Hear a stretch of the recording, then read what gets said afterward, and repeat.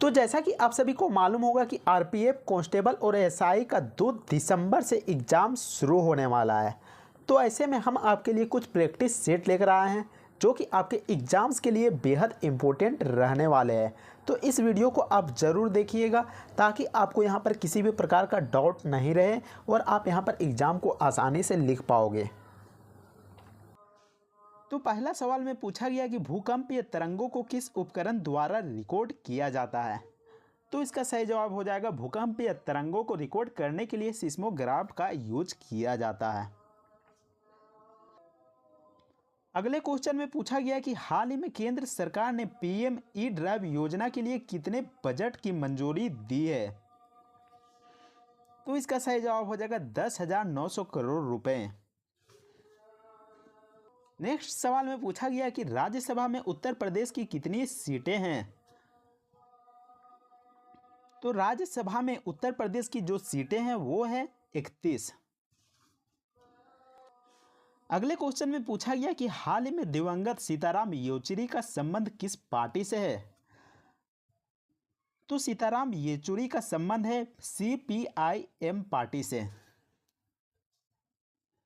अगले क्वेश्चन में पूछा गया कि निम्नलिखित में कौन भारत की प्रथम महिला शासिका थी। तो इसका जवाब हो जाएगा रजिया सुल्तान, जो कि भारत की प्रथम महिला शासिका के रूप में उभरकर आती है। अगले क्वेश्चन में पूछा गया है कि वर्ष 2024 का क्वाड लीडर्स समिट कहां आयोजित होगा।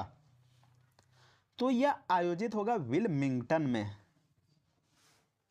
अगले सवाल में पूछा गया है कि खानवा का युद्ध किस वर्ष में लड़ा गया था। तो जो खानवा का युद्ध था वह 1527 ईस्वी में लड़ा गया था। नेक्स्ट क्वेश्चन में पूछा गया कि हाल ही में संयुक्त राष्ट्र की 79वीं महासभा में पहली बार किसे सदस्य देशों में शामिल किया गया है। तो इसका सही जवाब हो जाएगा फिलिस्तीन को। नेक्स्ट क्वेश्चन में पूछा गया है कि खिलजी वंश के ठीक बाद किस वंश ने दिल्ली पर शासन किया था। तो खिलजी वंश के बाद तुगलक वंश ने दिल्ली पर शासन किया था। अगले क्वेश्चन में पूछा गया कि हाल ही में मतदाताओं को सभी स्तरों पर न्यायाधीशों के चुनाव की अनुमति देने वाला दुनिया का पहला देश कौन सा था। तो इसका जवाब हो जाएगा मेक्सिको।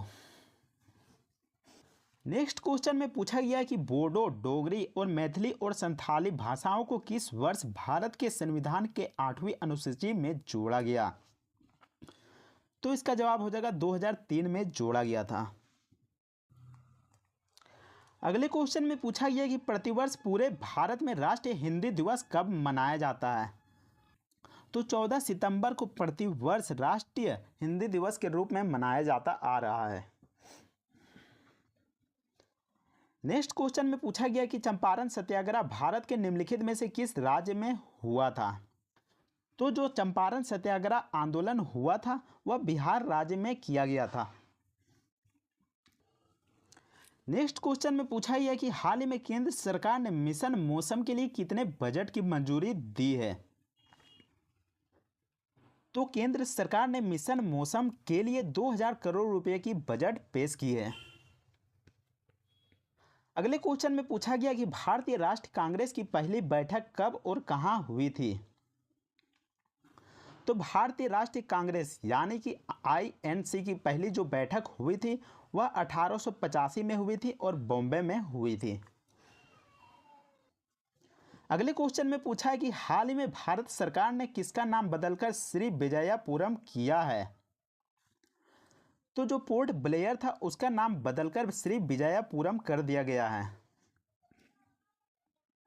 नेक्स्ट क्वेश्चन में पूछा गया कि राजनीति का कौन सा निदेशक सिद्धांत अंतर्राष्ट्रीय शांति और सुरक्षा को बढ़ावा देने से संबंधित है। तो अनुच्छेद नंबर 51 जो कि अंतर्राष्ट्रीय शांति और सुरक्षा को बढ़ावा देने का जो निदेशक सिद्धांत है। अगले क्वेश्चन में पूछा गया कि 9वां अखिल भारतीय राजभाषा सम्मेलन 2024 कहां प्रारंभ होगा। तो यह नई दिल्ली में प्रारंभ होगा। अगले क्वेश्चन में पूछा गया कि समुद्रगुप्त का दरबारी कवि कौन था। तो समुद्रगुप्त का दरबारी कवि हरिसेन था। अगले क्वेश्चन में पूछा गया कि हाल ही में केंद्रीय मंत्री श्री राजीव रंजन सिंह ने कहाँ रंगीन मछली ऐप लॉन्च किया है। तो जो रंगीन मछली ऐप लॉन्च किया गया है वह उड़ीसा में लॉन्च किया गया है।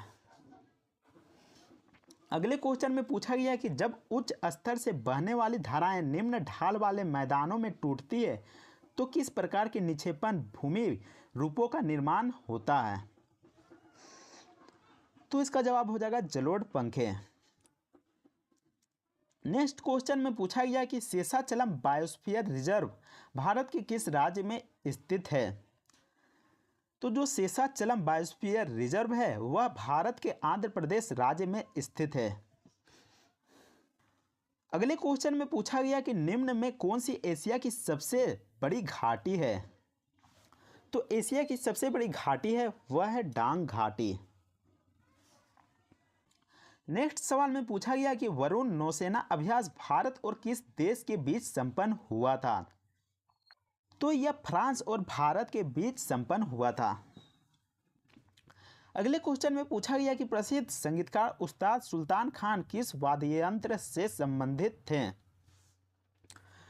तो उस्ताद सुल्तान खान सारंगी वाद्ययंत्र से संबंधित थे। उम्मीद करते हैं कि आपको यह वीडियो पसंद आया होगा। अगर वीडियो पसंद आता है तो वीडियो को लाइक ज़रूर कीजिएगा और चैनल को सब्सक्राइब ज़रूर कीजिएगा। तो मिलते हैं नेक्स्ट वीडियो में, तब तक के लिए जय हिंद, वंदे मातरम।